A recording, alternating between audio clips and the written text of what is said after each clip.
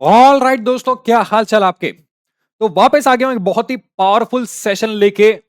अगर आप CMA foundation से सीएमए इंटरमीडिएट में आए हो या फिर आपने सीएमए इंटरमीडिएट में डायरेक्ट एंट्री ली है, चाहे ग्रेजुएशन के थ्रू ली हो, चाहे किसी और प्रोफेशनल कोर्स के थ्रू ली हो या किसी और कोर्स के पोस्ट ग्रेजुएशन के जरिए ली हो, it doesn't matter. What matters is कि अगर आप इंटरमीडिएट में अभी अभी आए हो और आप तैयारी शुरू कर रहे हो इंटरमीडिएट की, तो आपको यह जानना जरूरी है कि इंटरमीडिएट में किस लेवल की स्टडीज आप करने वाले हो और क्या रोड मैप होना चाहिए आपका, क्या माइंडसेट होना चाहिए आपका फाइनेंशियल अकाउंटिंग को लेके। तो इस सेशन के अंदर मैं आपको बहुत सारी बातें बताऊंगा वैसे तो, बट उससे पहले वेलकम बैक टू सीएमएस सारथी। और सीएमएस सारथी यूट्यूब चैनल पे आपका स्वागत है। देखो, ये जो early bird power start series हमने स्टार्ट की है, आपने हमारा लॉन्च वीडियो अगर नहीं देखा है तो वहां पे हमने आपको बताया था अर्ली बर्ड पावर स्टार्ट के बारे में। ठीक है, उस इस पावर स्टार्ट सीरीज के अंदर हम आपको ट्रांजिशन देने वाले हैं, ट्रांजिट करने वाले हैं इंटरमीडिएट लेवल के अंदर, और कैसे आपको पढ़ाई करनी है, सब्जेक्ट वाइज नॉलेज कैसे गेन करनी है और इंप्लीमेंट कैसे करना है, शुरुआत करने के बाद उसको आगे तक कैसे लेके जाना है, सारी बातें यहां पे डिस्कस होने वाली हैं। तो शुरू करते हैं। मैं आपको बता दूं, इस सेशन के अंदर जो टॉपिक मैं लेके आया हूं, बहुत ही प्यारा टॉपिक है। आप अकाउंटिंग स्टैंडर्ड्स की दुनिया में एंटर करने जा रहे हो। बचपन में आपने बहुत देख लिए अकाउंटिंग प्रिंसिपल्स, बचपन में आपने बहुत देख लिया accounting concepts, accounting conventions, accrual principle, ये प्रिंसिपल वो प्रिंसिपल। आज मैं आपको अकाउंटिंग स्टैंडर्ड्स की पावर का एक ग्लिम्स देने जा रहा हूं। ठीक है, तो इससे पहले मैं आपको आगे लेके चलूं, थोड़ा सा बातें मैं अपने बारे में बता देता हूं और हमारे जो सीएमएस सारथी है और उसकी टीम है उसके बारे में थोड़ा सा बातें बताना चाहता हूं। तो आगे क्या करेंगे एक बार देखते हैं। सबसे पहले आ जाओ मेरे साथ आगे, टॉपिक्स जो यहां पे इस क्लास के अंदर कवर होंगे। पहला टॉपिक रहेगा आपके फाइनेंशियल अकाउंटिंग को लेके, कि ये जो सब्जेक्ट है स्पेसिफिकली इसके अंदर आपको कितना डेप्थ में सिलेबस पढ़ना है, कौन कौन से चैप्टर्स है, कवरेज कैसे होगी और आपको इसको पढ़ना कैसे है। दूसरा, आपका सिलेबस क्या है और कौन कौन से सेक्शन से, मॉड्यूल से आपके एग्जाम में क्वेश्चन पेपर बनता है।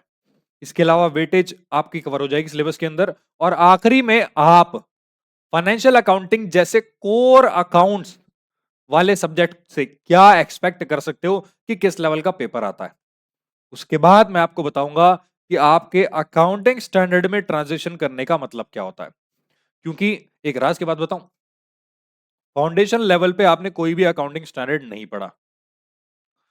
ग्रुप वन के अंदर ग्रुप वन के अंदर आप अकाउंटिंग स्टैंडर्ड्स पढ़ोगे, कुछ अकाउंटिंग स्टैंडर्ड्स। ग्रुप टू के अंदर आप इंड एएस पढ़ोगे। सर ये इंड एएस क्या होता है बताऊंगा, अभी सारी चीजें कवर्ड है इस वीडियो के अंदर। ग्रुप फोर के अंदर बच्चे आप पढ़ोगे अगेन इंड एएस, और बहुत ही डेप्थ लेवल पे, बहुत डेप्थ लेवल पे। यानी कि ये लगा लो, अगर यहां पे ग्रुप फोर तक आप पहुंच जाते हो, फाइनल लेवल की बात कर रहा हूं, सेमी फाइनल, बेटे यहां तक आप पहुंच गए ना, यहां तक तो पहुंचते पहुंचते वैसे ही आप बीस्ट बन जाओगे, राक्षस बन जाओगे। इतना कुछ पढ़ना सीख लोगे। सर हमें राक्षस नहीं बनना। अरे राक्षस इन द सेंस, वो कहने का सेंस है, बीस्ट मोड एक्टिवेट हो जाएगा आपका। ठीक है, तो यहां पे आप बहुत डेप्थ में ऑलरेडी स्टडीज कर चुके होंगे, आपको आदत लग जाएगी इतनी ज्यादा स्टडीज करने की कि ग्रुप फोर में इंडियस पढ़ते टाइम आपको रियलाइज हो जाएगा यस इट इज पॉसिबल। लेकिन यहां तक पहुंचना बहुत बड़ा खेल है डियर। उस खेल को कैसे खेलना है वो मैं आपको बताऊंगा। तो सबसे पहले शुरू करते हैं आपके सब्जेक्ट को लेके। सब्जेक्ट से पहले मैं आपको अपने बारे में थोड़ा सा बता देता हूं, अगर आप मुझे नहीं जानते तो मेरा नाम है कुलदीप बत्रा। मैं खुद एक कॉस्ट एंड मैनेजमेंट अकाउंटेंट हूं। मैंने इस जर्नी को कई साल तक, 6 7 5 6 साल तक जिया है। उसके बाद अगेन इसको पिया है और दूसरों को पिलाया भी है।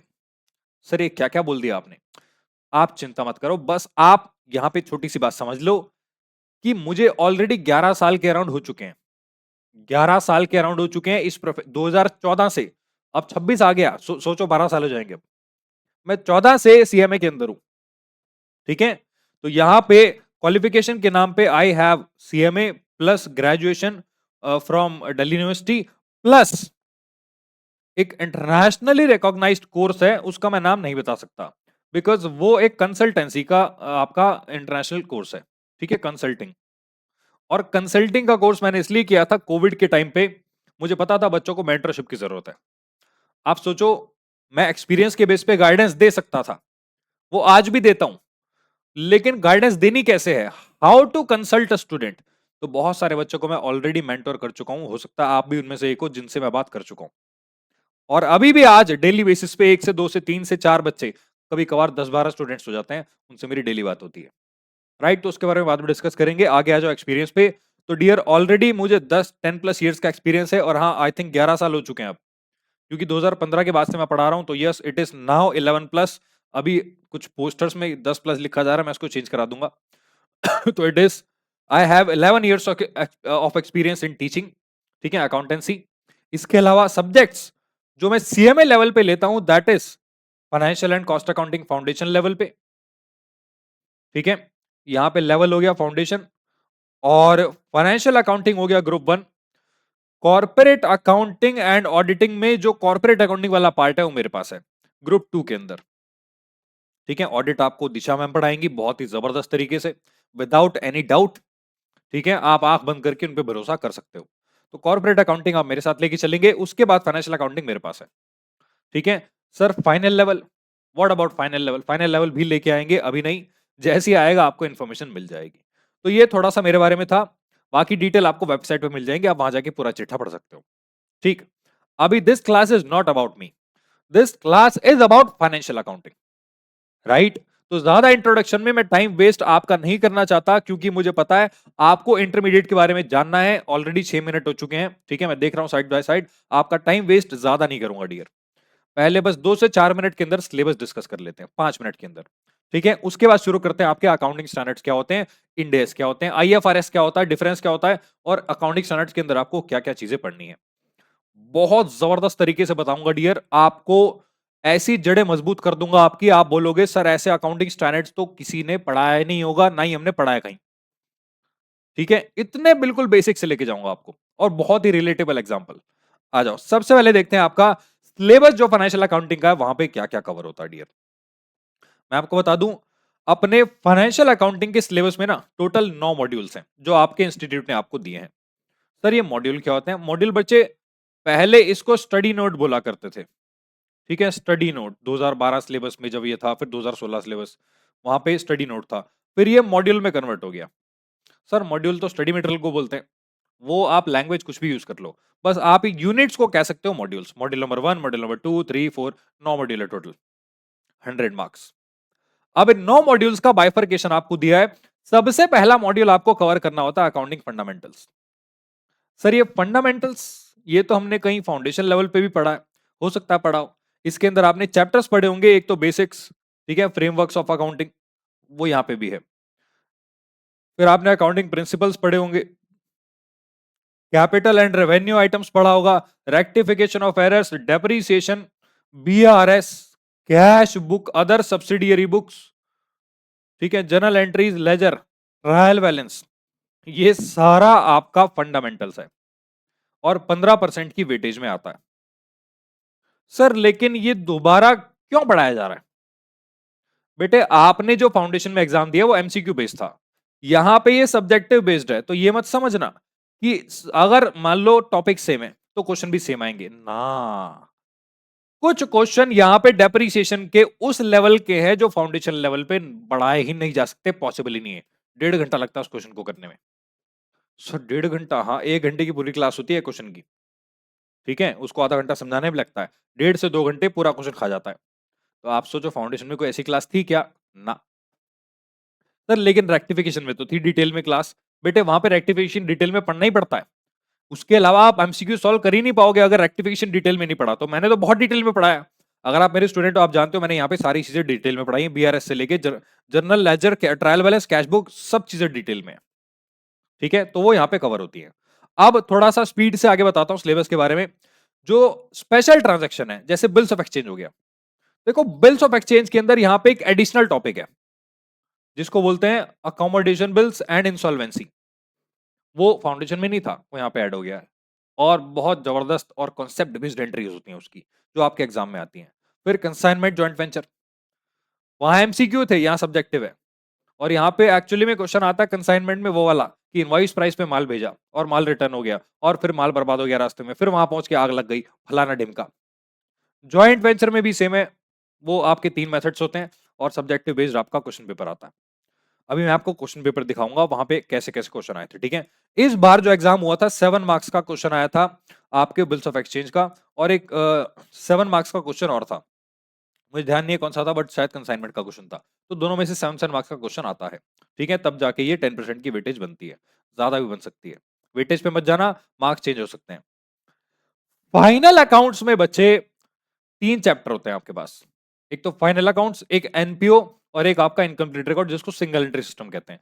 Single entry system foundation level पे नहीं होता, ठीक है। 1 मिनट बचे। हाँ, तो सिंगल एंट्री सिस्टम आपके फाउंडेशन लेवल पे नहीं होता, वो इंटरमीडिएट लेवल पे आपका डाल दिया जाता है। अब बात आती है सबसे इंपॉर्टेंट चैप्टर की, दैट इज पार्टनरशिप। देखो वेटेज 20% की है, लेकिन जो अभी अभी एग्जाम हुआ है December 25 वाला, मैंने चेक किया 26 मार्क्स की पार्टनरशिप आई थी, 26 मार्क्स। और फाइनल अकाउंट्स में 20% की वेटेज है ना। 7 मार्क्स के 2 क्वेश्चन थे, एक एनपीओ का था, एक आपके इनकम्प्लीट रिकॉर्ड्स का था। और फाइनल अकाउंट्स वाले से एमसीक्यू पूछ रखे थे 3, तो 6 और 14, पूरा 20। मतलब ये 2 चैप्टर्स ऐसे हैं जो अकेला 40% कवर कर जाते हैं, अकेला। लेकिन हाँ, अगर मैं इन दोनों में से चूज करूं एक को पढ़ना, तो बेटे फाइनल अकाउंट्स को प्रेफरेंस दूंगा, क्योंकि पार्टनरशिप का स्केल जो है वॉल्यूम उससे भी ज्यादा है। पार्टनरशिप में आपने भले ही 12th क्लास में हो सकता है कुछ पढ़ रखा हो, जैसे कि फंडामेंटल्स, फिर गुडविल आपने पढ़ रखा हो, चेंज इन पीएसआर, फिर एडमिशन पढ़ रखा हो, रिटायरमेंट पढ़ रखा हो, डेथ पढ़ रखा हो, डिसोल्यूशन पढ़ रखा हो।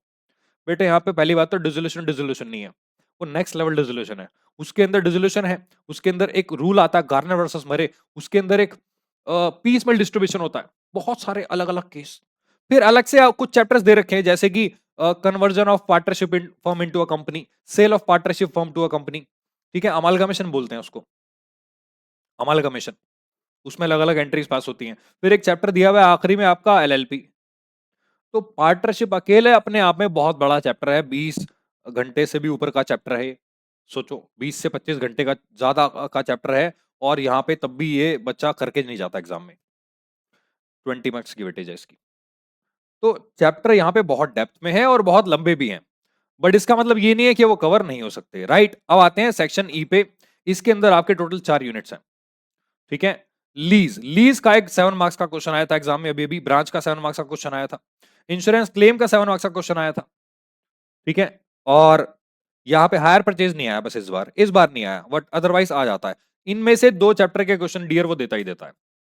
अगेन आखिरी में आते हैं अकाउंटिंग स्टैंडर्ड्स, जो कि मैं आपको जिसका इंट्रोडक्शन आज देने वाला हूं, ठीक है। अब आप कहोगे सर अकाउंटिंग स्टैंडर्ड्स में कितने अकाउंटिंग स्टैंडर्ड कवर्ड है? टोटल 29 स्टैंडर्ड्स होते हैं, जिसमें से कितने हमारे सिलेबस में कवर्ड है? बच्चे सबसे पहले कवर्ड है AS1, ठीक है, प्रेजेंटेशन ऑफ फाइनेंशियल स्टेटमेंट्स। फिर कवर्ड है आपका AS10, प्रॉपर्टी प्लांट इक्विपमेंट, ठीक है। फिर कवर्ड है आपका AS11, foreign exchange rates, AS12, government grants, AS16, borrowing cost, और AS22, सॉरी AS19 भी है, बट वो लीज अकाउंटिंग में काउंट हो गया, ठीक है। तो AS22 भी accounting for taxes on income. ये सारे अकाउंटिंग स्टैंडर्ड्स आपको यहाँ पे पढ़ने हैं, बहुत डिटेल में पढ़ने हैं, ठीक है। और एग्जाम में अकाउंटिंग स्टैंडर्ड्स के भी 7 मार्क्स के 2 क्वेश्चन आए थे, और स्टार्टिंग में भी एक क्वेश्चन, 2-3 आपके 1-2 MCQ भी थे। तो आप सोचो अकाउंटिंग स्टैंडर्ड भी आराम से 20 मार्क्स तक कवर कर लेता है। 3 चैप्टर कवर कर लिया आपने, फाइनल अकाउंट्स, अकाउंटिंग स्टैंडर्ड, और आपका पार्टनरशिप, 60+ मार्क्स। 60+ मार्क्स डेफिनेट हैं। और फंडामेंटल से कुछ क्वेश्चन आ गए बच्चों वाले, हो गया काम, आप पास हो गए आराम से। तो पेपर आसान आता है, मॉडरेट आता है, आसान से मॉडरेट कह सकता हूं। डिफिकल्ट तो मुझे लगता नहीं है, कि 1-2 क्वेश्चन डिफिकल्ट आते ही आते हैं, देखो मैं नहीं मना नहीं कर रहा। इस बार सिंगल एंट्री का क्वेश्चन थोड़ा घुमावदार आया था, और यहां पे आप कह सकते हो कभी कभार अकाउंटिंग स्टैंडर्ड के क्वेश्चन उल्टे सीधे दे देता है, but as such moderate paper आता है, बच्चा आराम से पास हो सकता है अगर वो बहुत स्मार्टली पढ़ के जाए तो, ठीक है। आप बात करेंगे आपके पेपर की। देखो पेपर का पैटर्न आप ऑलरेडी जानते हो, आप 2 सेशन हमारे ऑलरेडी देख चुके हो। तो पेपर पैटर्न तो बताने का कोई फायदा नहीं है। आपके स्टार्टिंग के 15 MCQ होते हैं, जो कि 2-2 मार्क्स के होते हैं, 30 मार्क्स। इसके बाद जो बचे हुए 7 क्वेश्चन होते हैं, उसमें से आपको 5 करने होते हैं, जो कि 14-14 मार्क्स के होते हैं। अब वो 14 मार्क्स का मतलब 14 मार्क्स नहीं होता। इस बार पेपर पैटर्न में मैंने देखा कभी कभार 7 मार्क्स के 2 क्वेश्चन है, ए और बी पार्ट, और कभी कभार डियर 7 मार्क्स के 2 क्वेश्चन है, जिसमें पार्ट ए है, फिर उसमें फर्स्ट एंड सेकंड क्वेश्चन। फिर पार्ट बी है, फिर उसमें फर्स्ट एंड सेकंड क्वेश्चन। सोचो 4 क्वेश्चन करने पड़ रहे हैं आपको 14 मार्क्स के लिए, बट वो छोटे छोटे होते हैं, वो छोटे छोटे होते हैं। 7 मार्क्स का क्वेश्चन आएगा तो मॉडरेट लेवल का आएगा, और 14 मार्क्स का क्वेश्चन अगर आया जो कि फाइनल अकाउंट्स का आ सकता है, जो कि एनपीओ का आ सकता है, सिंगल एंट्री का आ सकता है, ठीक है, जो कि पार्टनरशिप का आ सकता है, ये वो इकलौते चैप्टर्स है जिससे 14 मार्क्स का क्वेश्चन आता है, आ सकता है। एक और आ सकता है बच्चे, ब्रांच अकाउंटिंग, ठीक है, फिर वो सारे चैप्टर एलिमिनेट कर देगा। ब्रांच अकाउंटिंग के साथ जो थे, यहां पे थे ना, देखो ब्रांच के साथ 3 और चैप्टर्स हैं, लीज, इंश्योरेंस, हायर, ये तीनों एलिमिनेट कर देगा, वो अकेला ब्रांच देगा 14 मार्क्स का। ठीक, तो क्वेश्चन पेपर में हम बता नहीं सकते क्या आएगा, बट हाँ एक एस्टिमेट जरूर लगा सकते हैं कि इसमें से जरूर आता है। तो ये था आपका पेपर पैटर्न। अब यहाँ पे सेक्शन बी आ गया, देखो ये रहा ना, 14 मार्क्स, आपको 5 क्वेश्चन करने हैं 7 में से। पहला क्वेश्चन बहुत सिंपल था, यहाँ पे कैश बुक दे रखी थी, ओवरड्राफ्ट दे रखा था, बीआरएस का क्वेश्चन है, बच्चों वाला क्वेश्चन था, 7 मार्क्स का। तो पेपर बहुत आसान आता है और मॉडरेट आता है, बट डेप्थ इतनी ज्यादा होती है बच्चा घबरा जाता है। अब फाइनली फाइनली फाइनली, अब ये तो थी पेपर की बात। अब यहां से मैं शुरू करने वाला हूं आपकी जर्नी फाइनेंशियल अकाउंटिंग की। देखो, आपको बहुत ही पेशेंस रख के फाइनेंशियल अकाउंटिंग को पढ़ना है, और एक चीज ध्यान रखनी है कि फाइनेंशियल अकाउंटिंग पढ़ते टाइम हमेशा कॉन्सेप्ट बिल्डिंग पे ध्यान देना, और नोट्स प्लीज जरूर बनाना, क्योंकि अगर आपने नोट्स नहीं बनाए बेटे, एग्जाम में रिवाइज नहीं कर पाओगे आप। ठीक है, तो आप प्लीज रिवीजन करने के लिए कॉन्सेप्ट बिल्डिंग और नोट्स पे ध्यान देना है आपको। अब बात करते हैं बेटे आपके फाइनली फाइनली फाइनली फाउंडेशन से इंटरमीडिएट में एंट्री की। सर आपने ये नेक्स्ट लेवल क्यों लिखा, बताता हूं। बचपन से पढ़ते आ रहे हो प्रिंसिपल्स, पहले मैं इसका प्रिंसिपल्स का हल्का फुल्का मीनिंग बताऊंगा। देखो, रेगुलर क्लास के अंदर मैं प्रिंसिपल्स भी डिटेल में पढ़ाता हूं, डिटेल में पढ़ाता हूं, क्योंकि आपके आ सकते हैं वो एग्जाम में आराम से, ठीक है। और अकाउंटिंग स्टैंडर्ड भी डिटेल में पढ़ाता हूं, बट मुझे आपको ग्लिम्स देना अकाउंटिंग स्टैंडर्ड का ज्यादा, प्रिंसिपल्स का कम, क्योंकि आप फाउंडेशन लेवल में ऑलरेडी प्रिंसिपल्स पढ़ के आ चुके हो। और बेसिक मीनिंग जरूर बताऊंगा, आपको आइडिया लगेगा अच्छा प्रिंसिपल का मीनिंग ये होता था, कॉन्सेप्ट ये होते हैं, कन्वेंशन ये होते हैं। और अब स्टैंडर्ड का मतलब क्या होता है भैया, अकाउंटिंग स्टैंडर्ड होते हैं क्या, बचपन से देखते आ रहे हैं, लेकिन आज तक हमने पढ़ाई नहीं करी अकाउंटिंग स्टैंडर्ड की। तो एक काम करते हैं, आ जाओ मेरे साथ, सबसे पहले अकाउंटिंग स्टैंडर्ड देखने से पहले समझते हैं अकाउंटिंग प्रिंसिपल का मतलब क्या होता है। मैं आपको बताऊं, 11th क्लास वालों को भी मैं ये बताता हूं। देखो, मेरा एक कैरेक्टर होता है लल्लू लाल गुलाब जामुन वाला। मान लो लल्लू लाल है, अगर वो बिजनेस करेगा तो वो भी अपने एम्प्लॉयज को सिखाएगा, अरे सुनो सुनो बेटे, हाँ राजू बैठ बेटा बैठ, अरे बिट्टू हाँ आजा तू भी बैठ जा। सबको बताएगा, बोला के बैठो बैठो बैठो बैठो, एम्प्लॉयज सारे बैठो, अकाउंटिंग स्टैंडर्ड सिखाऊंगा आज मैं तुम्हें। चलो आज हम सीखते हैं कंसिस्टेंसी, रिलायबिलिटी, कंपेरेबिलिटी, गाइडलाइंस, फलाना ढिमका। हर बिजनेसमैन को अकाउंटिंग स्टैंडर्ड फॉलो करने जरूरी होते हैं। क्यों? क्योंकि अकाउंटिंग स्टैंडर्ड का मतलब वो रूल्स होते हैं जो यूनिवर्सली एक्सेप्ट किए जाते हैं किसी भी बिजनेस ट्रांजैक्शन को रिकॉर्ड करने के लिए। सर क्या बोल दिया आपने, आप बात को समझो। पूरे ब्रह्मांड में जैसे डेबिट क्रेडिट के रूल्स होते हैं ना, rules of debit credit universally accepted है, तो अकाउंटिंग प्रिंसिपल्स वो प्रिंसिपल्स होते हैं, वो सिद्धांत होते हैं जो जिनको दुनिया स्वीकार करती है अकाउंट्स बनाने के लिए, अकाउंट्स में रिकॉर्डिंग करने के लिए।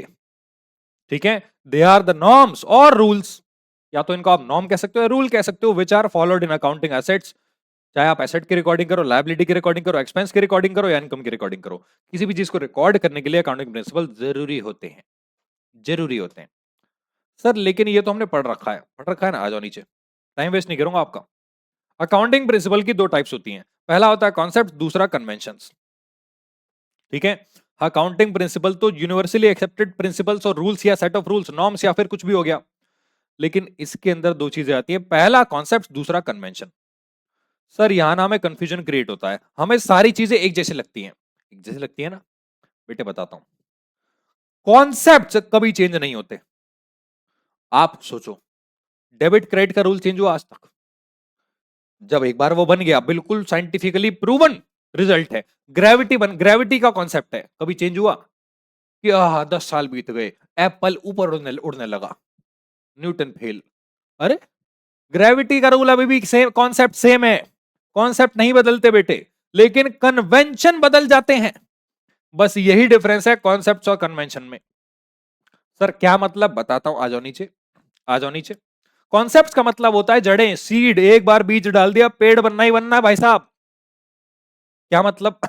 Accounting concepts are the fundamental propositions based on which transactions are recorded in the books of account and financial statements are prepared. एक छोटा सा एग्जांपल लेते हैं। अक्रूवल प्रिंसिपल है, मान लो अक्रूवल कॉन्सेप्ट। सर ये क्या होता है? ये सिंपल कॉन्सेप्ट होता है, जैसे कि जैसे ही ट्रांजैक्शन ड्यू हो गई रिकॉर्ड कर लो। मतलब आपने बेनिफिट रिसीव कर लिया, एक्सपेंस रिकॉर्ड कर लो, खर्चा पैदा हो गया। बेनिफिट प्रोवाइड कर दिया, इनकम रिकॉर्ड कर लो क्योंकि पैसा मिलेगा। सर ये कहां लिखा है? अरे लल्लू लाल, अक्रूवल कॉन्सेप्ट में। और ये हर कंपनी फॉलो करती है, हर कंपनी चेंज नहीं कर सकते। इसको बोलते हैं जिस पे बेस्ड आपकी ट्रांजैक्शन रिकॉर्ड हो रही है, अकाउंटिंग कॉन्सेप्ट्स। ये हमेशा आपके ऑलमोस्ट ऑलमोस्ट सेम रहते हैं, नहीं बदल सकते। लेकिन दूसरी साइड पे कन्वेंशंस की बात करते हैं। Yes dear. तो आई होप आप क्लास को एंजॉय कर रहे हो। और क्लास के बीच पे थोड़ा सा मैं आपको बता दूं, हमारा एक ऑफर चल रहा है अर्ली बर्ड, जिसमें अर्ली बर्ड ऑफर 999 रुपीज में, जो हमने पावर स्टार्ट आपको दिया है अभी फ्री में। इसके अलावा 999 में पूरा ग्रुप आपको दिया जा रहा है दिसंबर 25 के रिजल्ट तक। तो यहां पे बच्चे, हमारे 700 घंटे से भी ज्यादा की क्लासेस आपको दी जा रही हैं, जिसमें पूरा कोर्स अवेलेबल है सारे सब्जेक्ट्स के साथ। Group 1 law, FA, DT IDT, cost accounting. तो आपके एग्जाम के रिजल्ट तक की वैलिडिटी है इसकी। और यहां पे 999 में चारों सब्जेक्ट्स आप अवेल कर सकते हो। बहुत ही जबरदस्त ऑफर है, मैं आपको बता दूं ये दोबारा नहीं आएगा और ये खत्म भी होने वाला है। तो जल्दी से यहां पे आप क्या कर सकते हो, हमारी वेबसाइट को विजिट कर सकते हो cmsrthi.com, और आप हमारे इस नंबर पे भी कांटेक्ट कर सकते हो जो यहां पे आपको दिया हुआ है। और या फिर आप हमारे चैट में, जो हमारा एआई वाली चैट है, यहां पे आप चैट बॉक्स पे लिख सकते हो कि मुझे क्या चाहिए, हमारी टीम आपको कांटेक्ट कर लेगी। ठीक है, thank you so much. Let's continue the class again. बेटे कन्वेंशन वो होते हैं जो टाइम टू टाइम चेंज होते रहते हैं। परिवर्तन संसार का नियम है, चेंज इज इनएविटेबल। आप बात को समझो, भावनाओं को समझो। अकाउंटिंग कन्वेंशन वो कन्वेंशन होता है, वो आउटकम होता है, वो रिजल्ट होता है जो समय के साथ पाया गया है। आपने ट्राई टेस्टिंग करे, एक्सपेरिमेंट करे, चाहे वो आप कोई सी भी रिसर्च करो, अकाउंटिंग कॉन्सेप्ट्स पे, अकाउंटिंग स्टैंडर्ड्स पे, या किसी भी चीज पे आपने रिसर्च करी और उसका आउटकम आपने आज निकाल लिया। आगे फिर रिसर्च होगी, फिर वो आउटकम चेंज हो सकता है। तो जो टाइम के साथ चेंज हो सकते हैं ना, उनको बोलते हैं अकाउंटिंग कन्वेंशंस। ठीक है, accounting conventions are the outcome of accounting practices. आप प्रैक्टिस कर रहे थे अकाउंट्स की, तो principles being followed by the enterprises over a period of time. Conventions में undergo change with time. Conventions समय के साथ बदलते हैं to bring improvement in the quality of accounting information. Accounting information की क्वालिटी को इंप्रूव करने के लिए ये जो प्रिंसिपल्स होते हैं, ये टाइम टू टाइम चेंज हो जाते हैं। तो जो समय के साथ बदल जाए वो अकाउंटिंग कन्वेंशन, जिन पे बेस्ड रिकॉर्डिंग की जाए अकाउंटिंग कॉन्सेप्ट्स, जो चेंज नहीं होते, जो चेंज हो जाए वो कन्वेंशंस। ठीक है, तो ये थे आपके कॉन्सेप्ट्स और कन्वेंशन के बीच का डिफरेंस। दोनों ही अकाउंटिंग प्रिंसिपल होते हैं, बात को समझना। ठीक है, दोनों इसके अंदर फॉलो करते हैं। अब बात आती है यहां पे अकाउंटिंग स्टैंडर्ड की। अब मैं आपको लेके चलता हूं अकाउंटिंग स्टैंडर्ड के मीनिंग पे। बहुत देर हो गई सर, अकाउंटिंग स्टैंडर्ड्स आपने नहीं बताया क्या होते हैं। अब बताता हूं क्या होते हैं। एक छोटा सा ना एग्जांपल लेते हैं। यूजुअली मैं आपको बता दूं, अकाउंटिंग स्टैंडर्ड्स कंपनीज ही फॉलो करती हैं। सर क्या इंडिविजुअल बिजनेस फॉलो नहीं कर सकते? करते हैं डियर। जो बिजनेसेस कंपैरेटिवली बड़े हो जाते हैं as compare to small businesses, वो अकाउंटिंग स्टैंडर्ड्स को फॉलो करते हैं। ठीक है, अब अकाउंटिंग स्टैंडर्ड का मतलब क्या होता है बताता हूं, आ जाओ। एक छोटा सा एग्जांपल। मान लो आप एक क्लासरूम में बैठे हो। ठीक है, आप एक क्लासरूम में बैठे हो, क्लासरूम में बच्चे शोर मचा रहे हैं। आपको बच्चे दिखाई दे रहे हैं यहाँ पे? मुझे तो दिखाई दे रहे हैं। आपको दिखाई दे रहे हैं? हाँ दिखाई दे रहे हैं। तो मान लो उस वाली साइड देखो, परली साइड, ठीक है, वो उस वाली साइड, लेफ्ट साइड आपकी, बच्चे शोर मचा रहे हैं। एक बच्चा कह रहा है हेलीकॉप्टर, एक ने कैच कर लिया और उसको गोला बना के मारा मुंह पे, किसी उधम ही बच्चे, उधम मचा रखा क्लास के अंदर बिल्कुल। ऐसे बच्चे की टीचर देख के माथा पकड़ लिया, रब और रब का फंस गया। आप सोचो, ऐसी क्लास को आप पढ़ा सकते हो क्या? सर हम क्या, आप नहीं पढ़ा सकते? मैं पढ़ा सकता हूं, डंडा उठाना पड़ेगा। बेटे उस डंडे को अकाउंटिंग स्टैंडर्ड कहते हैं, लेकिन वो डंडा मारा नहीं जाता, सिर्फ दिखाया जाता है। हो सर सच्ची मुच्ची। अरे मतलब आप बात को समझो, अकाउंटिंग स्टैंडर्ड कुछ नहीं होता, एक सेट ऑफ गाइडलाइंस होती हैं। क्या होती है? Set of guideline. मैंने रूल चिपका दिया दीवार पे कि बेटे चुपचाप शांति से बैठना है, शांति से पढ़ना, मस्ती करो लेकिन इस पीरियड के बीच में, ठीक है? अगर नहीं करी तो पेनल्टी लगेगी, पेरेंट्स को बुलाया जाएगा, ये होगा वो होगा, एज सिंपल एज दैट। उसके बाद क्या हुआ, हमने रूल अप्लाई कर दिए, बच्चे देखो शांति से बैठ के पढ़ रहे हैं चुपचाप, हाँ, हाँ, भले ही नींद आ रही है उनको बैठे बैठे। ठीक आती नहीं है वैसे, वो अलग बात है, बट आप बात को समझो। आंखें बंद है क्या सबकी? हो गलत इमेज बन गई, बताओ। एआई बेटे बहुत मारूंगा। हाँ, एआई को बस समझाना पड़ेगा कि आंखें बंद वाली इमेज ना बना, बताओ हो गलत इमेज बना दी, कोई बात नहीं, आगे सुधार करेंगे। देखी नहीं, मैंने ध्यान नहीं दिया।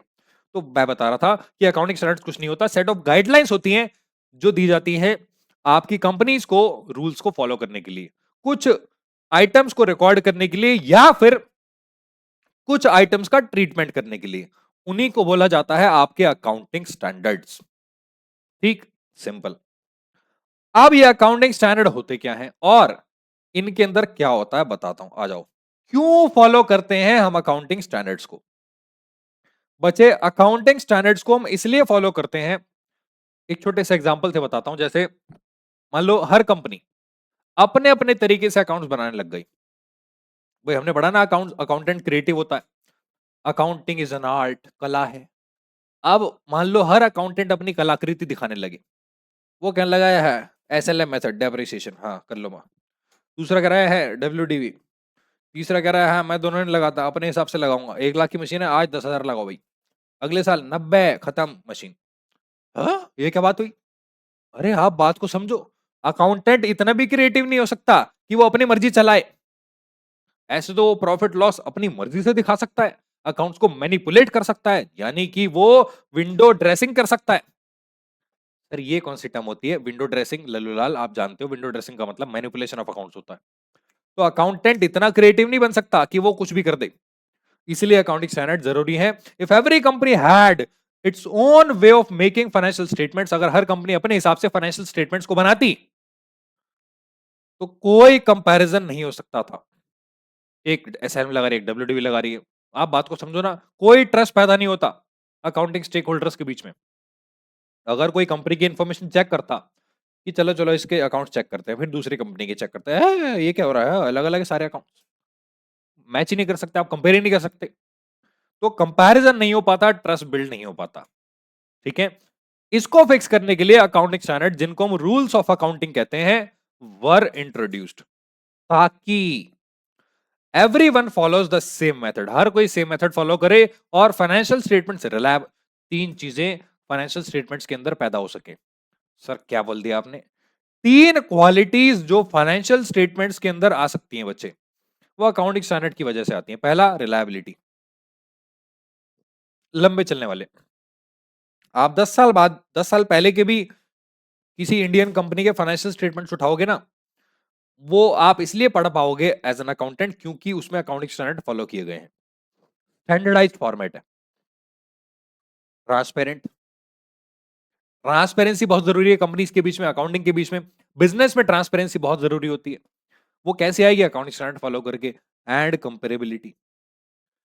तो अकाउंटिंग स्टैंडर्ड कुछ नहीं करते, बस ये तीन फीचर्स, तीन क्वालिटीज आपके फाइनेंशियल स्टेटमेंट्स में इनपुट कर देते हैं। ठीक, इसी को बोलते, इसलिए अकाउंटिंग स्टैंडर्ड जरूरी है। अब अकाउंटिंग स्टैंडर्ड कितने टाइप्स के होते हैं जो आज के टाइम पे बनाए जाते हैं? तीन। पहला होता है आपके अकाउंटिंग स्टैंडर्ड्स। वाह सर वाह, बहुत बढ़िया सर। अरे लल्लूलाल पूरे तो सुन लो, इनको आप बोल सकते हो पुराने इंडियन रूल्स। ठीक है। दूसरा, हाँ, दूसरे हो सकते हैं आपके इंडेस। बहुत सारे बच्चों को पता ही नहीं इंडियस क्या होता है। बेटे इंडियस, इंडियन अकाउंटिंग स्टैंडर्ड्स तो इनकी फुल फॉर्म होती है, क्या ये असली में इंडियन है या इसका मीनिंग कुछ और है? मीनिंग कुछ और है, बताऊंगा आगे क्या होता है। IFRS, international financial reporting standards. ठीक है, तो यहां पे आपको बात को समझना है, बहुत सिंपल से एग्जांपल इनके मैं देने वाला हूं और बहुत रिलेट करके देने वाला हूं।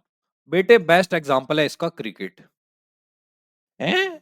सर क्रिकेट और अकाउंटिंग स्टैंडर्ड ऐसे कैसे हो सकता है? देखो, एग्जांपल तो मैं आपको लाखों दे सकता हूं, but it is the most relatable example. अच्छा, एक एग्जांपल और हो सकता है, शार्क टैंक हो सकता है। ठीक है, शार्क टैंक हो सकता है। वो यहां पे मैं यूज नहीं करूंगा, रेगुलर क्लास के अंदर उसका यूज किया जाता है, बट उससे कोई फर्क नहीं पड़ता। ये भी मस्त है। ठीक है, हाँ, बात को समझो। क्रिकेट का एग्जांपल लेते हैं, छोटा सा एग्जांपल। आपने अगर बचपन में गली क्रिकेट खेला, नहीं खेला है, तो आप अपने मम्मी पापा से पूछना जाके एक बार। उनको बुला लो, उनको दिखाओ ये वाली क्लास। उनको दिखाओ, उनसे पूछो, पापा से, मम्मी से, या किसी दोस्त से, बेटे तूने गली क्रिकेट खेला है? गली मोहल्ले में जब आप क्रिकेट खेलते थे, तो मान लो सामने वाला पड़ोसी का बेटा या हमारा दोस्त बैट लेके आया। पता क्या बोलता था? बेटे बैट भाई, बैट मेरा है, पहले बैटिंग हमारी टीम करेगी। दूसरी टीम बोलती थी ऐसे कैसे भाई, बोल मेरे पास है। तो बैट वाला बोलता था हाँ ले आओ बॉल। बॉल तो दूसरी आ जाएगी, बैट कैसे आएगा? जिसका बैट उसकी क्या बोलते हैं, जिसका लाठी उसकी भैंस। तो मतलब जिसका बैट उसकी बैटिंग। ये रूल्स होते थे गली क्रिकेट में, और भी रूल्स होते थे। One tip one hand out, एक टप्पा खाई एक हाथ से कैच कर लिया, आउट हो गया। ठीक है, इसके अलावा एक और रूल होता था कि अगर इस दीवार के पार बॉल गई, आउट। उस घर में बॉल गई, आउट। ठीक है, और बहुत सारे रूल होते थे। एक होता था वो बीच का बिच्छू। सर बीच का बिच्छू, हाँ, जिस वो मिडिल मैन कहते थे उसको, इंग्लिश में मिडिल मैन कह सकते हो, बट हम तो मैं तो उसको बीच का बिच्छू कहता था। जैसे 7 प्लेयर है, 7 प्लेयर है, 3-3 की टीम बट गई, एक बीच में रहता था। अगर इसकी बैटिंग आई, तो ये हमारी साइड से बॉलिंग करेगा और फील्डिंग भी करेगा, और अपनी बैटिंग करेगा, तो हम 3 ही फील्डर रहेंगे। बहुत सारे रूल होते थे गली क्रिकेट में। ये बताओ क्या ये रूल्स कहीं और चल सकते हैं क्या, या खाली इंडिया में चलेंगे? सर ये तो खाली इंडिया में ही चलेंगे। क्यों इधर ही बनाए हैं? अपने एनवायरमेंट के हिसाब से हमने बना लिया, ढाल लिया। छोटा घर है, छतें हैं और गली है, इसके हिसाब से हमने रूल बना दिए। बेटा अकाउंटिंग स्टैंडर्ड्स भी उसी के हिसाब से बनाए जाते हैं। जो अकाउंटिंग स्टैंडर्ड्स होते हैं ना, वो भी ऐसे ही गली क्रिकेट है आपका। Indian companies, Indian environment, Indian religion, Indian आपके संस्कृति के हिसाब से जो रूल्स बन गए, अकाउंटिंग स्टैंडर्ड्स बोलते हैं उनको। सर उनको तो इंडियन अकाउंटिंग स्टैंडर्ड बोला जाना चाहिए ना, अकाउंटिंग स्टैंडर्ड्स। ठीक है, अब आ जाओ दूसरे एग्जांपल पे। अकाउंटिंग स्टैंडर्ड समझ में आ गया, अभी बताऊंगा डिटेल में लिखा हुआ भी सब कुछ, चिंता मत करना। अब आ जाओ वर्ल्ड कप पे। ये है आपका वर्ल्ड कप। ठीक है, वर्ल्ड कप है। एक काम करते हैं, यहाँ पे ये आपका वर्ल्ड कप है। वर्ल्ड कप देखा आपने? मान लो इंडिया पाकिस्तान का मैच है, ठीक, और ये पूरा खचाखच स्टेडियम। अब आप बात को समझो, वर्ल्ड कप के रूल्स जितनी कंट्रीज खेल रही हैं, कितने देशों की ऑडियंस को इसके रूल्स पता होंगे? सिंपल सा सवाल है, सबको पता होंगे। एवरी कंट्री जो ये आपका क्रिकेट वर्ल्ड कप देख रही है, सबको रूल्स पता होंगे, सबको। यानी कि ये ग्लोबल लेवल का गेम हो गया। वर्ल्ड कप जो हो गया ग्लोबल लेवल का गेम हो गया, सबको सारे रूल्स पता होते हैं। इसको बोलते हैं IFRS, international financial reporting standards. ये वो रूल्स हैं जो हर कंट्री फॉलो करती है। एवरी कंट्री अगर वो अकाउंट्स बना रही है तो वो फॉलो कर सकती है इंटरनेशनल फाइनेंशियल रिपोर्टिंग स्टैंडर्ड्स। ठीक है, वर्ल्ड कप। सर लेकिन अगर इंडियन कंपनी अपने हिसाब से अकाउंटिंग स्टैंडर्ड बनाएगी, तो वो दुनिया को अपने अकाउंट्स कैसे दिखाएगी? यही तो सवाल है। मतलब हमें वर्ल्ड कप भी दुनिया के हिसाब से खेलना पड़ेगा, इंटरनेशनल रूल्स के हिसाब से खेलना पड़ेगा, है ना, है ना, है ना? बताता हूं बेटे। इंडेस उसका जवाब है। सर क्या जवाब है? IPL। IPL। अब मुझे एक बात बताओ, वर्ल्ड कप के रूल सारी दुनिया को पता होते हैं? हाँ सर पता होते हैं। क्या IPL के रूल सारी दुनिया को समझ में आ जाएंगे? The answer is yes. क्योंकि आईपीएल खुद एक इंटरनेशनल लेवल की डोमेस्टिक क्रिकेट की लीग है। सर ये क्या बोल दिया आपने? अरे आप बात को समझो। मैं कह रहा हूं भले ये विद इन इंडिया होती है,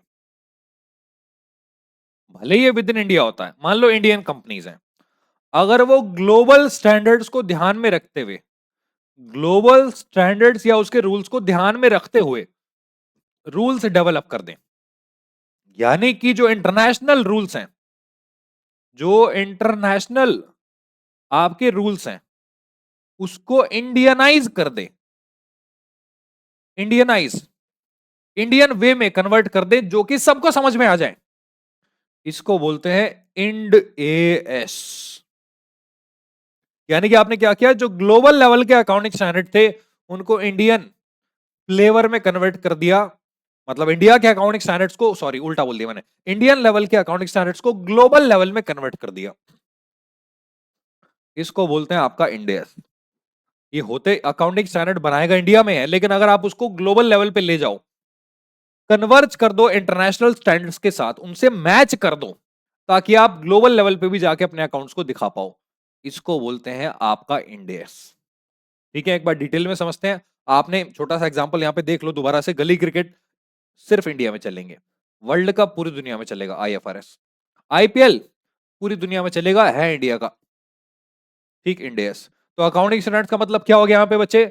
यहां पे अकाउंटिंग स्टैंडर्ड्स का मतलब हो गया आपके पास ओल्ड इंडियन रूल्स, जो पुराने हिंदुस्तानी रूल्स इंडियन कंपनीज के लिए बनाए गए थे। ठीक है, और ये कौन बनाता है? आपका institute of chartered accountants of India, ICAI. इसकी कमेटी होती है अकाउंटिंग स्टैंडर्ड बोर्ड, वो ये रूल्स बनाती है। अब अगर आप एक सीएमए के स्टूडेंट हो बच्चे, तो आईसीएमएआई की एक कमेटी होती है कॉस्ट अकाउंटिंग स्टैंडर्ड बोर्ड, वो बनाती है कॉस्ट अकाउंटिंग स्टैंडर्ड। तो चिंता मत करना कहीं तुम्हें लगे कि ओहो हम तो कुछ नहीं बनाते, बहुत कुछ बनाते हैं, हम कॉस्ट अकाउंटिंग स्टैंडर्ड्स बनाते हैं। ठीक है, हमारी कमेटी है आईसीएमएआई की, सीएएसबी, कॉस्ट अकाउंटिंग स्टैंडर्ड्स बोर्ड, वो क्या बनाती है? Cost accounting standards. ठीक है, जैसे आपका आईसीआई की बॉडी है एएसबी, वो बनाती है अकाउंटिंग स्टैंडर्ड्स, आईसीएमएआई की जो बॉडी है सीएएसबी, वो बनाती है आपके कॉस्ट अकाउंटिंग स्टैंडर्ड्स को। अब ये अकाउंटिंग स्टैंडर्ड्स फॉलो कौन करता है? बच्चे कुछ स्मॉल कंपनीज होती हैं और फर्म्स होती हैं, यहाँ पे लिमिट्स भी बताई जाती हैं, वो लिमिट्स मैं यहाँ पे आपको नहीं बताऊंगा, अभी टॉपिक को कॉम्प्लेक्स नहीं किया जाएगा, आप रेगुलर क्लास में आओगे वहां पे मैं लिमिट्स बता दूंगा। मजे की बात तो यह है कि मजे की बात तो यह है कि जो कंपनीज एक्ट होता है ना, उसके अंदर ये लिमिट्स दिशा मैम भी आपको बहुत सारी बातें बता देंगे ऑलरेडी लॉ के अंदर। तो अकाउंट्स में लॉ की चीजें तो हमें पढ़ने की जरूरत ही नहीं है, सारे टेंशन मैंने दिशा मैम को दे दी है। ठीक, हाँ सर आपने दिशा मैम को टेंशन दे दी, नहीं नहीं नहीं, वो आपको इतना डिटेल में बता देंगी कि मुझे तो बस 1% भी नहीं बताने की जरूरत पड़ेगी। जो लिमिट्स होती है ना अकाउंट्स के अंदर, कुछ लिमिट्स होती हैं यार जो कंपनीज एक्ट के साथ साथ बतानी पड़ती हैं, कॉर्पोरेट अकाउंटिंग के अंदर और आपके इवन फाइनेंशियल अकाउंटिंग के अंदर।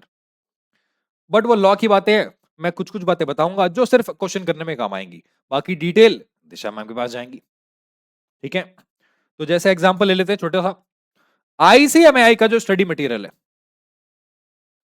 अगर वो हम फॉलो करते हैं, वो किसके लिए बनाया गया? इंडियन स्टूडेंट्स के लिए, सीएमएस के लिए।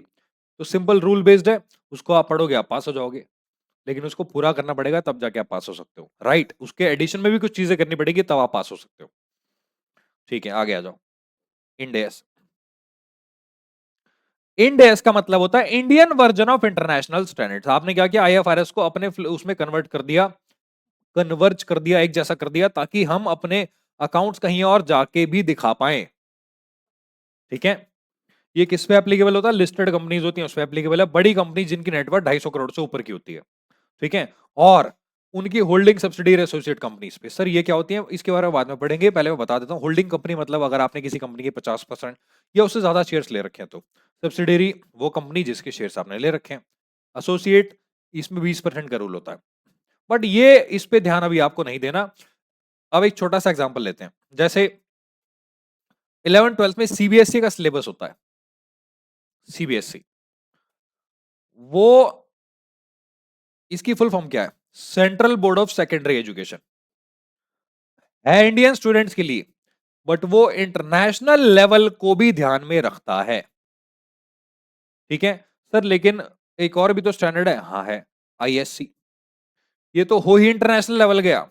लेकिन सीबीएसई क्या करता है, इंडियन वर्जन है, लेकिन वो ग्लोबल स्टैंडर्ड्स को ध्यान में रख के बनाया गया है। ठीक है, अब जैसे यूपी बोर्ड के पेपर होगा, यूपी बोर्ड, बिहार बोर्ड, ये हो गया आपका अकाउंटिंग स्टैंडर्ड्स। ठीक है, सीबीएसई हो गया इंडेस, आईसीएससी बोर्ड आईएफआरएस। बताओ कितना मस्त एग्जांपल था। कुछ भी नहीं करना, सिंपल, आ जाओ आगे। अब आ जाओ आईएफआरएस पे। आईएफआरएस यूज होता है वर्ल्ड वाइड। ठीक है, और ये कौन बनाता है, इंटरनेशनल अकाउंटिंग स्टैंडर्ड बोर्ड। ये ध्यान देना, इस पे ना बहुत सारे क्वेश्चन भी बनते हैं आपके एग्जाम में, बट मैं आगे जाकर बताऊंगा वो क्या, क्योंकि क्लास के अंदर इसको डिटेल में पढ़ाया जाता है। यहाँ पे तो मैं वन लाइनर्स के थ्रू आपको पढ़ा रहा हूं, ताकि आपको आइडिया लग जाए कि आपको करना क्या है। ठीक है, क्लास ज्यादा लंबी नहीं रहेगी, ओवर होने वाली है क्लास। तो ये प्रिंसिपल बेस्ड होता है, और इस पे लॉजिक एंड फेयर वैल्यू पे बेस्ड होता है। इस लाइन को आप अभी के लिए काट दो, इसका कोई यूज नहीं है, बाद में जाके पता लगेगा क्या होता है। ठीक है, जब हम अकाउंटिंग स्टैंडर्ड्स को पढ़ेंगे। एग्जाम्पल जैसे आईएलटीएस और टोफेल का एग्जाम हो गया। ठीक है, तो आईएलटीएस और टोफेल इंटरनेशनल लेवल का ही एग्जाम होता है, इसमें आप वही रूल फॉलो करेंगे जो उन्होंने बनाए हैं। ठीक है, तो ये थे तीनों आपके अकाउंटिंग स्टैंडर्ड्स। अब एक बार छोटा सा डिफरेंस होता है तीनों के अंदर, ये देख लेते हैं क्या होता है। सबसे पहले एएस। बच्चे, एएस रूल बेस्ड होता है, रूल्स। इंडेस प्रिंसिपल बेस्ड होता है। ठीक है, आईएफआरएस भी प्रिंसिपल बेस्ड होता है, क्योंकि ये दोनों, इंडेस तो बनाया ही इसको ध्यान में रख के गया है, तो ये दोनों हो गए प्रिंसिपल बेस्ड। ठीक है, इसकी वैल्यूएशन हिस्टोरिकल कॉस्ट पे होती है, ये दोनों की फेयर वैल्यू पे होती है। ये भी पॉइंट आपको भी नहीं पढ़ना। एप्लीकेबिलिटी, ये छोटी फर्म से एप्लीकेबल होता है, और ये लिस्टेड कंपनीज पे, और ये ग्लोबल कंपनीज पे। ठीक है, अभी इन दोनों का भी जो डिफरेंस होता है ना, डिटेल में मैं आपको रेगुलर क्लास के अंदर बताऊंगा। अभी मैं आपको बस एक ओवरव्यू दे रहा हूं, ग्लिम्स दे रहा हूं कि हमें आपके एएस इंडेस पढ़ने कैसे हैं। ठीक है, आ जाओ आगे। तो साधारण भाषा में समझते हैं कि अगर कंपनी छोटी है एएस फॉलो करेगी, बड़ी है लिस्ट इंडेस फॉलो करेगी, फॉरेन है तो वो आईएफआरएस फॉलो करेगी। लो, यहां पे खत्म होते हैं आपके अकाउंटिंग स्टैंडर्ड्स का बेसिक्स। अब यहां से शुरू होती है आपके स्टडी मटेरियल की लैंग्वेज। ठीक है, तो इसको आप अपने आप भी रीड कर सकते हो वैसे तो, बट स्टिल मैं आपको एक रीडिंग दे देता हूं, एक एक दो दो मिनट के अंदर, ताकि आप ये ना बोलो कि सर आपने तो बस ऐसे ही हवा में उड़ा दिया। कुछ भी हवा में नहीं उड़ाया। आप पूरी क्लास आराम से भी देखोगे ना अभी, तो भी आपको समझ में आएगा, मैंने बहुत सारी चीजें डिटेल में बताई हैं। ठीक है, आ जाओ। तो अकाउंटिंग स्टैंडर्ड्स का मीनिंग क्या होता है, a set of rules and guidelines for preparation and presentation of financial statements. Financial statements को बनाने के लिए जो भी आप रूल्स एंड गाइडलाइंस को फॉलो करते हो, उसी को बोलते हैं अकाउंटिंग स्टैंडर्ड्स। इसमें बहुत सारी चीजें कवर होती हैं। ठीक है, वो मैं आगे जाके बताऊंगा आपको। रिकॉग्निशन हो गया, मेजरमेंट हो गया, ट्रीटमेंट, प्रेजेंटेशन, डिस्क्लोजर, ये 4-5 आइटम्स होते हैं जो हर अकाउंटिंग स्टैंडर्ड के अंदर पाए जाते हैं। सर ये होते क्या है, अभी नहीं पढ़ना, जब हम अकाउंटिंग स्टैंडर्ड्स का क्लास देखेंगे तब हम पढ़ेंगे रेगुलर क्लास के अंदर। अच्छा, एक चीज और मुझे आपको बतानी थी, रिमाइंड करानी थी, मैं आपको बताना भूल गया। देखो, जो हमारा अर्ली बर्ड बैच है डियर, मैं आपको दिखा देता हूं एक बार। ठीक है, मैं आपको दिखा देता हूं, ये हमारी वेबसाइट है। ठीक है, अगर आपने अभी तक वो चेक नहीं किया, दोबारा खोल के दिखा देता हूं। ठीक है, सी एम, हाँ ये आ गया। जैसे ये आपकी वेबसाइट है सीएमएस आरती की। तो बच्चे, अभी के लिए अर्ली बर्ड बैच ₹999 में आपको दिया जा रहा है, और इसकी वैलिडिटी आपके दिसंबर 25 के रिजल्ट्स तक की है। रिजल्ट्स तक की, तो आपको पूरा कोर्स, पूरे ग्रुप 1 का बैच यहां पे दिया जा रहा है। ये पोस्टर क्यों नहीं खुल रहा भाई, हाँ खुल गया।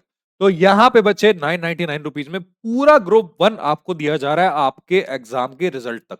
तो अगर आप टाइम वेस्ट नहीं करना चाहते, तो you can enrol in this batch, और यहाँ पे डिटेल में आपको ये सारे सब्जेक्ट्स मिल जाएंगे। 700 घंटे के आसपास का कंटेंट है, और यहाँ पे सारी चीजें आपको मिल जाएंगी। ठीक है, डेमो वीडियोस भी अवेलेबल है, यहाँ पे आप जाके देख सकते हो। ठीक है, सारी चीजें अवेलेबिलिटी आपको यहाँ पे मिल जाएगी, राइट। तो इस बैच में जल्दी से एनरोल कर लो, डेट इसकी निकल जाएगी, अदरवाइज अर्ली बर्ड डिस्काउंट चल रहा है, इसमें बहुत सारे बेनिफिट आपको दिए जाएंगे। ठीक है, अब आ जाओ मेरे साथ वापस आपके अकाउंटिंग स्टैंडर्ड्स की डिटेल पे, वापस आ जाओ बच्चे। देखो, तो ये होता है एक set of rules and guidelines for preparation and presentation of financial statements. ठीक है, इसमें ये चीजें कवर होती हैं। ऑब्जेक्टिव क्या होता है? फाइनेंशियल स्टेटमेंट्स को reliable, comparable, transparent and uniform बनाना। ये हम पढ़ चुके हैं। नेचर क्या होता है अकाउंटिंग स्टैंडर्ड्स का? ये आपको एक फ्रेमवर्क देता है क्रेडिबल फाइनेंशियल स्टेटमेंट्स बनाने के लिए। अगेन ये सारी चीजें सेम है नेचर के अंदर। Prepared in the light of loss, कानून को ध्यान में रख के बनाया जाता है। ठीक है, और बिजनेस एनवायरनमेंट को भी ध्यान में रख के बनाया जाता है। मैंने बताया था ना, जैसे गली क्रिकेट है, गली क्रिकेट तो किसको ध्यान में रख के बनाया जाता है? एनवायरनमेंट को। ठीक। Revise from time to time, mandatory in nature, ये आपका कंपलसरी होता है फॉलो करना। फ्लेक्सिबल भी होता है, ऑल्टरनेटिव प्रैक्टिस आप अलाउ कर सकते हो, जैसे डेप्रिसिएशन के अलग अलग मेथड। ठीक है, आ जाओ आगे। ऑब्जेक्टिव क्या होता है अकाउंटिंग स्टैंडर्ड्स के? बहुत सिंपल ऑब्जेक्टिव है, आप ऑलरेडी पढ़ चुके हो सारी बातें। डाइवर्स अकाउंटिंग पॉलिसी को रिड्यूस करना, डाइवर्स का मतलब जो फैली हुई होती है उसको थोड़ा कंप्रेस करके थोड़ा ठीक ठाक करना। Promote better understanding of financial statements, अगर कंपनीज एएस फॉलो करती हैं तो आप जो उनके फाइनेंशियल स्टेटमेंट्स हैं उनको उसको इजीली समझ पाएंगे। Ensure disclosure of significant accounting policies, देखो एएस के अंदर एक क्लॉज होता है कि आप जो अकाउंटिंग पॉलिसी फॉलो कर रहे हो इंपॉर्टेंट वाली, सिग्निफिकेंट वाली, उसको डिस्क्लोज करो। अगर आपने कोई डिसीजन लिया, डिस्क्लोज करो। तो एएस इसको इंश्योर करता है। फैसिलिटेट मीनिंगफुल कंपैरिजन, ये भी आप जानते हो। एनहांस रिलायबिलिटी, ये रिपीट हो गया फॉर्म आपका। ये सारी बातें तो रिपीट होती रहेंगी हर टॉपिक के अंदर। ठीक है, अब आ जाओ आगे यूटिलिटी पे। देखो यूटिलिटी का मतलब आप इसका कहां यूज कर सकते हो? प्रोवाइड नॉर्म्स, नॉर्म्स को ग्रेड करने में, कंफ्यूजन को रिमूव करने में, कॉन्फिडेंस को और ट्रस्ट को बढ़ाने में, जो यूजर है अकाउंटिंग स्टैंडर्ड्स के, मतलब अकाउंटिंग इन्फॉर्मेशन के। ठीक है, और ऑडिटर्स की भी अकाउंटिंग स्टैंडर्ड हेल्प करते हैं अकाउंट्स को वेरीफाई करने में। तो अकाउंटिंग स्टैंडर्ड न्यूमरस लाखों जगह पे काम आते हैं, आप इसके बेनिफिट को नकार नहीं सकते। आखिरी में डियर टॉपिक आता है आपका लिमिटेशंस ऑफ अकाउंटिंग स्टैंडर्ड्स। भले ही आपके बहुत सारे फायदे होते हैं अकाउंटिंग स्टैंडर्ड्स के, लेकिन कोई तो ऐसी कमी होगी, कोई तो ऐसी लिमिटेशन होगी जो अकाउंटिंग स्टैंडर्ड्स के अंदर है। हाँ है, मैन मेड होते हैं भैया। इंसान एक गलती की मतलब क्या बोलते हैं, इंसान गलती का पुतला है, उससे गलतियां हो जाती हैं। तो अकाउंटिंग स्टैंडर्ड्स भी मैन मेड होते हैं, वो भी गलत हो सकते हैं। Not always scientifically perfect. इसके अलावा depend on business environment and loss, आपके कंट्री में बिजनेस का एनवायरनमेंट क्या, लॉस क्या, उस पर डिपेंड करते हैं। तो ये चेंज हो सकता है टाइम टू टाइम, क्योंकि लॉ भी चेंज होता रहता है। Can not cover every possible situation, her situation को आप फॉलो पॉसिबली फॉलो नहीं कर सकते। मे sometimes create conflicts with law, कभी कभार मेरी और दिशा मैम की लड़ाई हो जाती है। सर आपकी और दिशा मैम की है? हाँ, अरे मजाक कर रहा हूँ, आप बात को समझो। अकाउंट्स और लॉ में लड़ाई हो जाती है। अकाउंट कहता है एएस फॉलो करेंगे और ये करेंगे, लॉ कहता है ना ना ना ना, आपको एक्ट फॉलो करना है और ये करना है। तो जब इन दोनों में लड़ाई होती है ना, दिशा मैम और मेरे में, ठीक है, मतलब अकाउंट्स में और लॉ में, तो हमेशा दिशा मैम ही जीतती हैं। क्या करें? अकाउंटिंग स्टैंडर्ड ठीक है, बनाए गए हैं आपके रूल्स को स्टैंडर्डाइज करने के लिए, लेकिन कानून होता है बेटे सर्वोपरि। ठीक, तो बात को समझो, हमारी लड़ाई होती है तो दिशा मैम हमेशा जीत जाती। ठीक है, यस सर, इन सच केस लॉ प्रिवेल्स। आ जाओ आगे।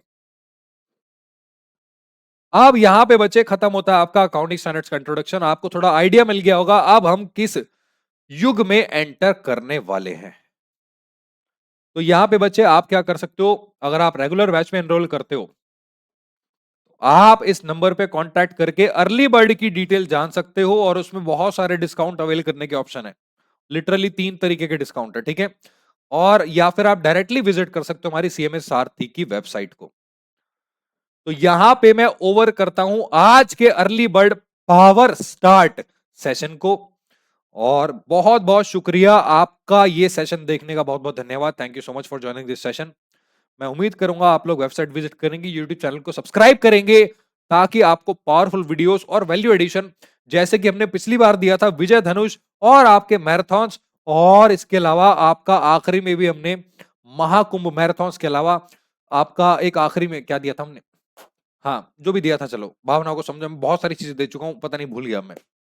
ठीक है, तो बहुत बहुत धन्यवाद, और हमेशा ध्यान रखना, हौसला रखना, सीएमएस आरती हमेशा आपके साथ खड़ा है। ठीक है, thank you so much for joining. मिलते हैं आपसे डियर अगले लेक्चर में, तब तक के लिए take care and bye bye.